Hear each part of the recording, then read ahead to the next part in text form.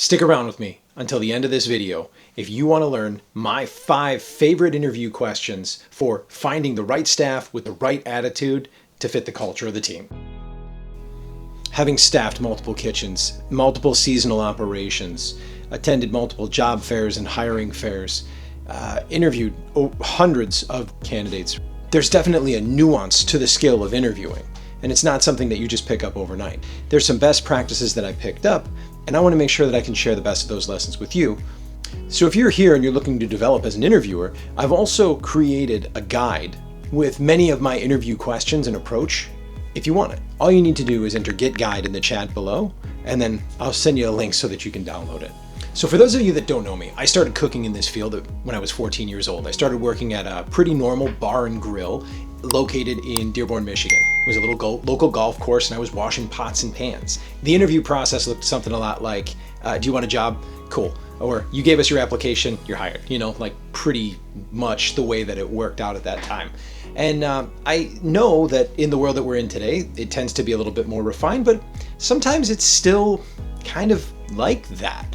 A little bit later, I was a little bit older, and I ended up having an opportunity to work at the Ritz-Carlton in my town.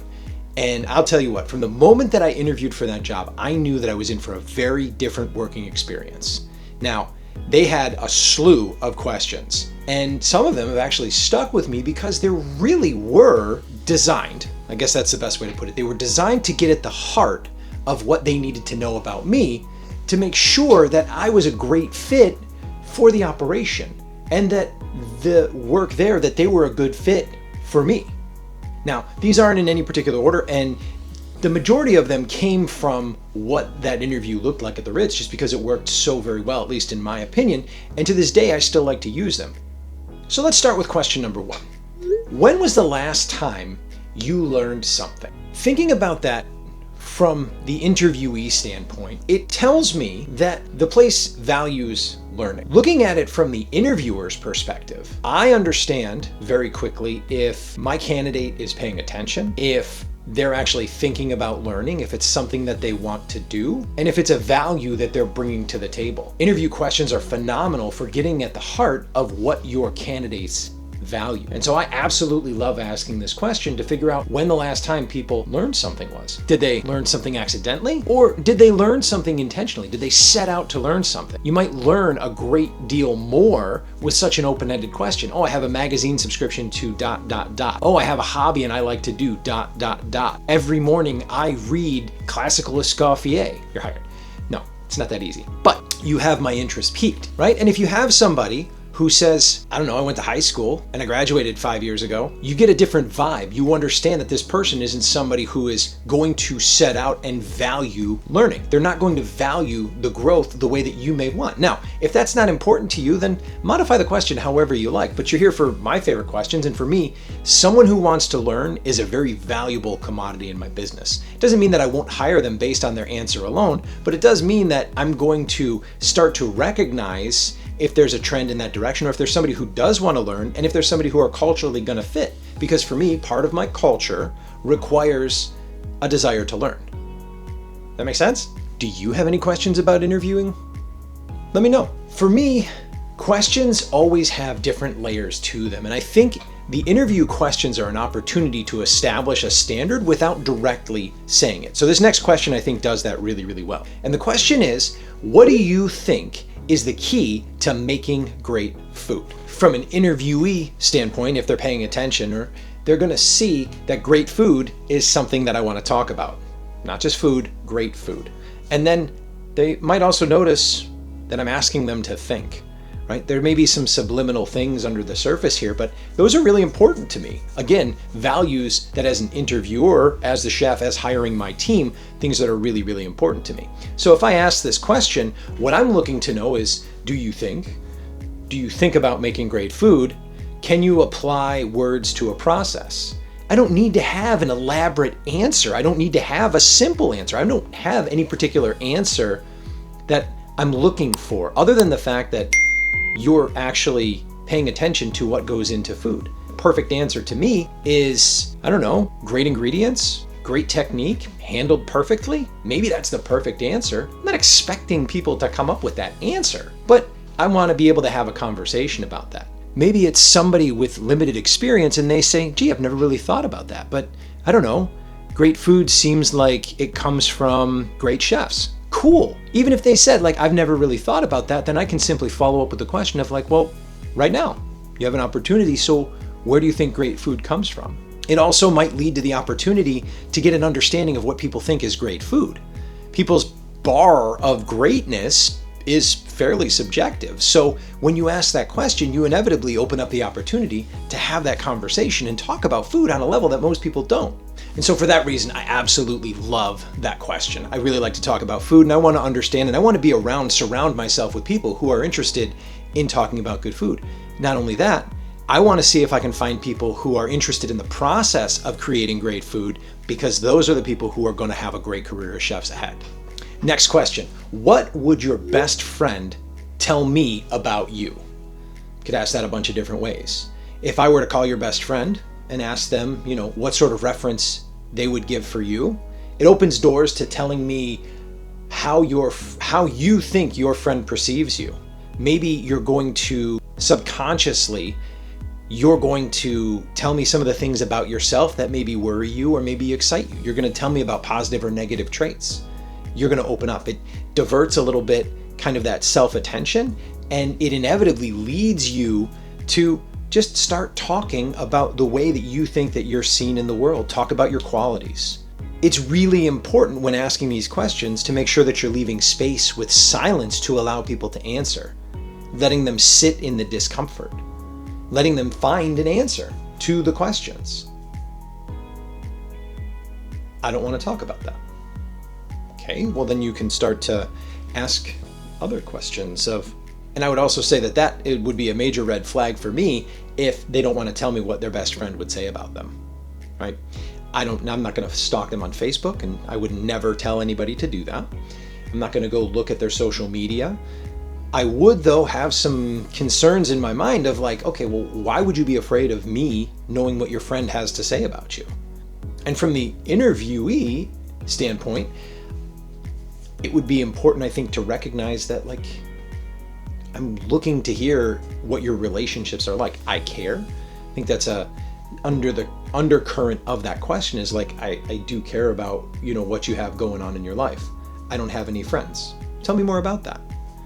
There's always those follow-up questions, and we'll add those on towards the end here, but feel free to ask that question, modify that question, and just see what responses come about. You're looking for people who are going to fit into your team and ideally create relationships, because I think it's impossible not to build a relationship with the people that are around you in a kitchen based on the fact that you spend so much time around each other. I want to bring in the best possible seed into that environment to flourish. The next question is organizational minded. It's designed to get them out of the workspace and into their lives. How often do you clean your car? I just want to know if you're an organized person who goes about cleaning their car, because in the kitchen, obviously cleanliness is a very important trait. To me, organization is a very relevant skill. So how often do you organize? How often do you clean your room? It's another personal space that you can find thought process into what people are thinking, or why people or how people are thinking of their spaces, and if they're taking care of them. So I love that question because it gives me insight into, one, how they think of their personal spaces, if they tend to them, if they take care of them. Now, that doesn't necessarily mean that they're going to be clean or they're not going to be clean, but at the earlier phases of the interview process, you're looking for clues and for hints as to how they're going to work in the environment. So why not test those things on a smaller scale? Of course, a candidate can always fib. That's always an option. But when you're asking questions and you're actually getting responses, you can use like your human skill to evaluate bullshit and recognize bullshit if you see it, right? And then consider that something that you need to dig into a little bit deeper, ask follow-up questions on, or have other managers, as they're evaluating these candidates, to explore. From the candidate side, it would be reasonable to walk away from this conversation knowing that I'm expecting them to be clean and care for their work environment. What a great thing to plant in a candidate from the moment that they come in, before they ever enter the kitchen, before they ever enter their workspace. As a candidate, you've already received the fact that I care about cleaning. Not to say that people are always thinking on things at that deep of a level, but you've planted a seed, whether they know it or not, that it is going to be a clean environment. That's something that we're going to talk about. And when you set those parameters early on, there's no way that people are not going to absorb and take those things with them. I have a laundry list of interview questions. And if you'd like a downloadable list, then please do me a favor. Down in the chat, comment down below in the chat interview question, and then I will send you a link that you can download those interview questions. That way you have access to them. Now, the final question that I like to ask at the end of the interview is, why do you want this position? Why do you want to work here? I don't need them to blow smoke up my ass. I don't need them to tell me anything in specific, but I want to know if they've thought about it. I want to know what motivates them, what drives them. I like to think in terms of manageability, and manageability in my candidates means that I need to know what motivates them. I need to know if they're motivated by getting a paycheck, if they're passionate about food, if they want to learn, if it's a summer job. At this point in the interview, especially towards the end, generally the guard is much lower, and there's an opportunity there to really get behind what people really are looking for. I want to be here. I want to come on as a cook because I want to be a sous chef here. Somebody who has plans, somebody who has ambition in their career. There's a lot of traits that you can see in the interview, and I absolutely love asking that question because I love the responses that I get. Rarely am I disappointed with the responses there. Not only that, I'm not emotionally attached. So if somebody tells me that they literally just want a paycheck, then I can understand a little bit more the emotion behind it. Have times been tough, right? Great follow-up for, I just want to make a paycheck. No, I'd like to have money to go out drinking on Friday nights. You work Friday nights.